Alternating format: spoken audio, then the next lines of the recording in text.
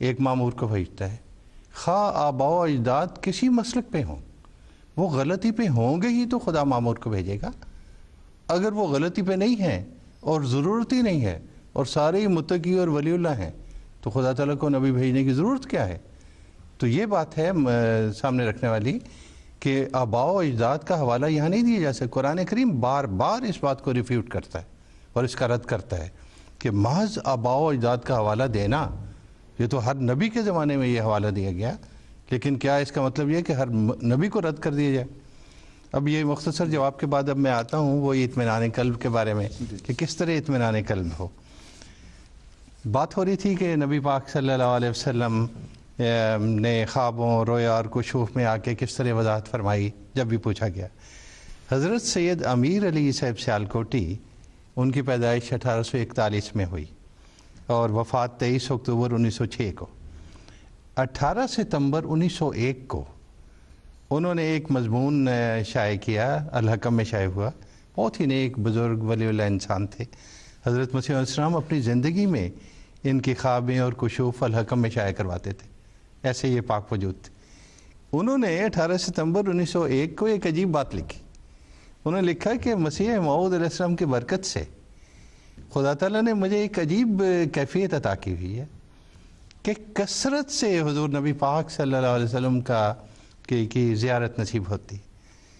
18 ستمبر 1901 میں لکھتے ہیں کہ اب تک 637 بار نبی پاک صلی اللہ علیہ وسلم کی مجھے زیارت ہوئی، اور بارہا میں نے اس زیارت کے دوران حضور نبی پاک صلی اللہ علیہ وسلم کی خدمت میں عرض کیا کہ یا رسول اللہ، لوگ ابھی تک اعتراض کر رہے ہیں، لوگ ابھی تک کہتے ہیں کافر ہے، دجال ہے، نعوذ باللہ یہ ہے، آپ بتائیے کہ کیسا وجود ہے، کون ہے یہ؟ کہتے ہیں ہر دفعہ خدا نبی پاک صلی اللہ علیہ وسلم نے مجھے فرمایا کہ یہ تو ہماری طرف سے ہے، یہ تو سچا ہے، یہ تو پاک وجود ہے۔ آپ لکھتے ہیں چیلنج کرتے ہوئے دوسرے مسلمانوں کو، دو باتیں، تم میں سے ہے کوئی جس کو اتنی دفعہ زیارت نبی پاک صلی اللہ علیہ وسلم کی ہوئی ہو؟ اور تم میں سے ہے کوئی شخص جو کہے کہ ہاں اس زیارت کے دوران میں نے نبی پاک صلی اللہ علیہ وسلم سے پوچھا کہ یا رسول اللہ، کیا یہ شخص حضرت مرزا غلام احمد قادیانی علیہ السلام یہ خدا کی طرف سے ہیں کہ نہیں، آپ کے عاشق صادق ہیں کہ نہیں، آپ کے غلام صادق ہیں کہ نہیں؟ یہ چیلنج موجود ہے۔ حضرت مولانا برہان الدین صاحب جیلمی کی روایت ہے، یہ میں ساری باتیں وہ اطمینان قلب کے بارے میں عرض کر رہا ہوں۔ کہتے ہیں کہ بچپن میں حضرت مرزا صاحب اپنے عزیزوں کے ساتھ ایک مشہور بزرگ اور ولی اللہ اور صاحب کرامت مولوی غلام رسول صاحب آف قلعہ میاں سنگھ ضلع گجرانوالا ان کے پاس گئے، اور انہوں نے نہایت محبت سے حضور کے سر پہ ہاتھ پھیرا اور فرمایا اگر اس زمانے میں کوئی نبی ہوتا تو یہ لڑکا ہوتا۔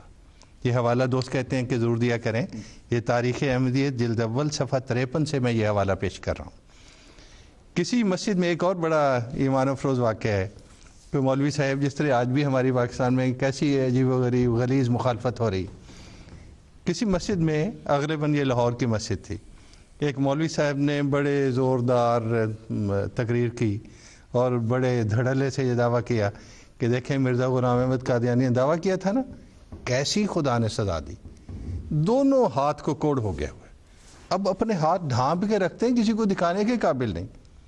اسی مسجد میں بیٹھے ہوئے چند آدمی، انہوں نے کہا قادیان کون سا دور ہے یہاں سے، جا کے دیکھتے ہیں۔ یہ تو بہت ہی ایمان افروز بات بتائی گئی، تو ہمیں جا کے دیکھنا چاہیے کہ کیا سزا خدا تعالیٰ نے دی ہے۔ وہ کہتے ہیں ہم آئے چند آدمی مل کے 5-7 اور قادیان میں، اور حضرت مسیح علیہ السلام نماز کے بعد بیٹھ گئے، اور اتفاق یہ ہے کہ حضرت مسیح علیہ السلام اس دن خاص طور پہ اپنے بازوں سے کپڑا اٹھائیں، کبھی دائیں سے کبھی بائیں سے، اور ہم یہ دیکھ رہے ہیں کہ اتنے خوبصورت ہاتھ ہیں، اتنے پیارے ہاتھ ہیں، اور یہ مولوی ہمارا کیا کہتے ہیں، اسی وقت بیعت کر کے وہاں سے جاتے ہیں۔ تو یہ نشان اللہ تعالیٰ دکھا رہا ہے۔ ایک مولوی صاحب کا بیٹا عیسائی ہو گیا، سارے مولویوں نے، دوسرے لوگوں نے کوشش کی کہ مسلمان ہو جائے، اس نے کہا نہیں، میں مسلمان دوبارہ ہونے کے لیے تیار نہیں۔ ایک دن اسے یہ خیال آیا کہ میں قادیان جاتا ہوں، اور دل میں اس نے کچھ سوال رکھ لیے۔ وہ سوال رکھ کے قادیان آیا اور اس نے کہا کہ اگر تو مرزا صاحب نے میرے بیان کیے بغیر ان سب سوالوں کا جواب دے دیا تو میں پھر مسلمان ہو جاؤں گا، ورنہ میں عیسائی بہتر۔ وہ قادیان آیا، مجلس عرفان میں بیٹھا، اور حضرت مسیح السلام نے ایک کے بعد دوسرا، دوسرے کے بعد تیسرا، جو اس کے ذہن میں سوال تھے ان کے جواب دینے شروع کیے، اور وہ وہاں سے بیعت کر کے گیا۔ حضرت منشی ظفر احمد صاحب کا ایک واقعہ آپ کو سناؤں، بہت ہی ایمان افروز واقعہ۔ وہ قادیان آئے ہوئے تھے، بہت ابتدائی دنوں کی بات ہے۔ حضرت مسیح السلام نے جب عربی میں کتابیں لکھی ہیں نا، تو مولویوں نے مشہور کرنا شروع کر دیا کہ انہوں نے نا پیسے دے کے بعض عرب اپنے پاس رکھے ہوئے ہیں، ورنہ مرزا صاحب کو عربی کہاں آتی؟ پنجابی بولنے والے آدمی یہ عربی میں کتابیں اتنی لکھ رہے ہیں۔ تو حضرت منشی ظفر احمد صاحب فرماتے ہیں کہ ایک مولوی صاحب آئے چپ کر کے، اور میں وہیں ٹھہرا ہوا تھا قادیان میں، تو بڑی رازداری سے مجھ سے پوچھنے لگے کہ کیا کوئی ایسے لوگ ہیں، کوئی عرب یا کوئی اور، جو مرزا صاحب کو آ کے مدد کرتے ہوں عربی کی کتابیں لکھنے میں؟ تو رات کے سناٹے میں یہ کہنے لگے، انہیں جواب دینے لگے منشی ظفر احمد صاحب کہ ہاں 2 آدمی ہیں، رات کے سناٹے میں آتے ہیں چپ کر کے، عین ممکن ہے کہ وہ مرزا صاحب کی مدد کرتے ہوں۔ ایک ان میں سے تو حافظ معین الدین صاحب ہیں، دوسرے جو ہے غفارہ یا پیرا پہاڑیہ ہے۔ تو یہ 2 آدمی آتے ہیں اور بالکل ممکن ہے کہ مرزا صاحب ان کی مدد سے کتابیں لکھ رہے ہوں۔ وہ کہتے ہیں کہ جب یہ بات میں ان سے کہہ رہا تھا تو اندر سے زنانے میں سے، دیواریں پتلی تھیں، حضرت مسیح السلام کے ہنسنے کی مجھے آواز آئی۔ خیر اگلے دن ظہر کی نماز کے بعد حضرت مسیح السلام بیٹھ گئے اور حضور نے یہ واقعہ بیان کرنا شروع کیا، اور ساتھ ہی فرمایا کہ اے کاش منشی ظفر احمد صاحب ان 2 بزرگوں کی ملاقات بھی ان مولوی صاحب سے کروا دیتے جو میری مدد کرتے ہیں۔ تو منشی ظفر احمد صاحب نے فوراً آدمی بھجوائے، دوڑائے کہ جاؤ تلاش کر کے لاؤ ان کو۔ وہ حافظ مانا معین الدین صاحب حافظ مانا کہلاتے تھے، دیکھنے میں وضع قطع ایسی، پتہ لگتا تھا ہر آدمی کو کہ ان پڑھ آدمی ہے بالکل، اور جو غفارہ یا پیرا پہاڑیہ جو ہے بالکل جاہل آدمی، ان لیٹرڈ آدمی، الف بے جس کو نہیں آتی، وہ لے کے آئے انہیں مسیح مبارک میں۔ ان کو دیکھتے ہی ان مولوی صاحب کی عجیب حالت ہوئی، چپ کر کے اٹھ کے وہاں سے چلے گئے، اور ہندوؤں کے بازار میں جا کے ایک بڑا تھال مٹھائی کا لے کے وہ آئے اور حضرت مسیح علیہ السلام کی خدمت میں وہیں بیٹھے بیٹھے پیش کی۔ ان کے ساتھ 12 ان کے شاگرد تھے، اور سب کے سب نے وہاں بیعت کی۔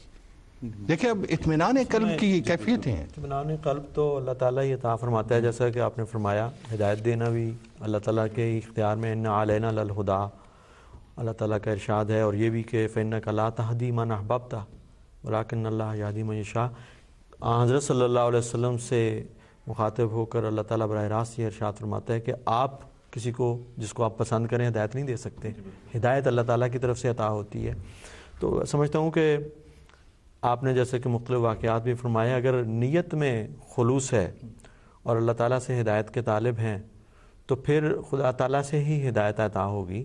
اپنی نیت کو صاف کریں اور چمکائیں اور جرت پیدا کریں سچائی کو قبول کرنے کے لیے بھی۔ آپ دیکھیے ہدایت آپ روزانہ ہمارے یہاں پہ آپ ایم ٹی اے میں بھی دیکھتے ہیں، جلسے کی تقاریر میں بھی سنتے ہیں، ایم ٹی اے العربیہ دور ہزاروں میل دور بیٹھے ہیں، صرف یہی بات کہ وہ یہ دیکھتے ہیں کہ آج کوئی نہیں ہے جماعت احمدیہ کے سوا، اور مسیح موعود علیہ الصلوۃ والسلام کے علم کلام کو لے کے جو کھڑی ہوئی ہے اور خلافت کے سلسلے کے سوا، جو اسلام کا دفاع کر سکے، اسلام کو کے مقابل پر دشمنوں کا منہ بند کر سکے دلائل کے ساتھ۔